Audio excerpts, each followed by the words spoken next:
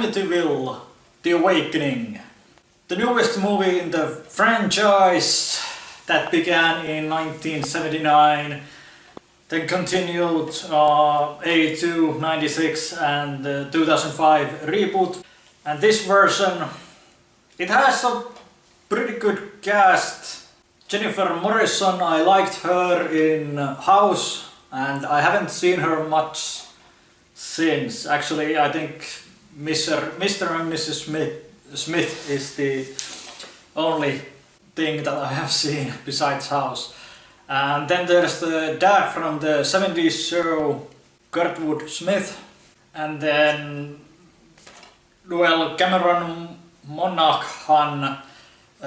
He's basically the Joker in Gotham. And I think he's fairly famous for that role. The main star of the movie is Bella Thorne, and I don't know who she is.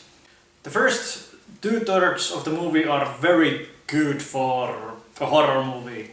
Cameron Monaghan plays James, who is brain dead. Has been for a couple of years. But then he starts to show some improvement. And Belle is his twin sibling, and she has a couple of friends, you know, new school and everything. And one of the friends is really excited to watch one of the Amityville movies in that house. So I like how it just isn't like they moved in a house that yes, they know that a murder happened, but there are actually movies made about the house and what happened. And one of the movies that was on the list was the 2005 reboot, but they said that it sucked. But I don't know, I liked it. And of course there's a little sister, and I guess he sees his brother. At least there's a scene in the where the little girl is in the closet and the big brother is there somehow. Then the doctor, played by Kurtwood Smith, he sees a maggot going underneath James's back, and then he lifts him, and then there's all kinds of flies coming out, and it's not real. And after that he quits. So Jennifer Morrison becomes the medical expert on the case. I would say that the first 2/3 of the movie, I would give that 4 out of 5 stars. But why I give this movie only 3 stars is I have to go to the spoilers, so if you don't want to hear the spoilers, quit now. I liked how the mother knew that there was some evil, and she moved there so the boy could get better. That even though it would be the evil inside of him, but at least some of him would be like normal. But I don't like how. So he's been in a vegetative state.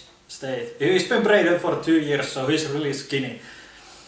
And when he goes in the basement, into the basement where there is this red room, he gets like these muscles, and he looks like Cameron Monaghan looks in real life. So I didn't like that. And I wish the 2 friends could have been in the final act. So basically I would just wish that they had done a little bit differently at the end. And of course that this is an Amityville movie, they have to kill someone, and unfortunately it was Jennifer Morrison's character, Candice. And when the movie first started, they showed like old news clip of the original murders in the 70s, or was it in the 60s? But after the movie ended, it sounded and looked the same as the original newscast. So what was that? I don't know. Maybe the ending could have been like more like this, that around the house there's this circle that keeps evil inside of it. So I wish the Bell character could have figured out earlier that he needs to get James out of the circle so he could return to normal and the evil would be gone. And when they would be on the edge of the circle, then he would have, you know, turned into a monster or the killer. I don't know. Maybe that would have been better. I don't know. And the ending wasn't bad, but it wasn't as good as the first 2/3 of the movie. And as I said, I just like how there were already these movies about the original murders. It's kind of like a mild fourth wall break.